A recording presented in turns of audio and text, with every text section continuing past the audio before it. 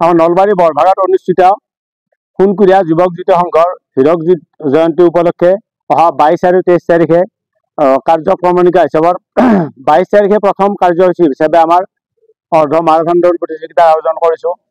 উক্ত প্ৰতিযোগিতাত আমি প্ৰাইজ মানি হিচাপে প্ৰথম পুৰস্কাৰ 7,000 টকা, দ্বিতীয় 5,000 আৰু তৃতীয় 3,000 টকা আমি ৰাখিছোঁ। ইচ্ছুক প্ৰতিযোগীক আমাৰ এই প্ৰতিযোগিতাত অংশগ্ৰহণ কৰাৰ কাৰণে আমি আহ্বান জনাইছোঁ আৰু লগতে আমি এই নম্বৰ দুটাত যোগাযোগ কৰাৰ কাৰণে আহ্বান জনাইছোঁ খেলুৱৈসকলক।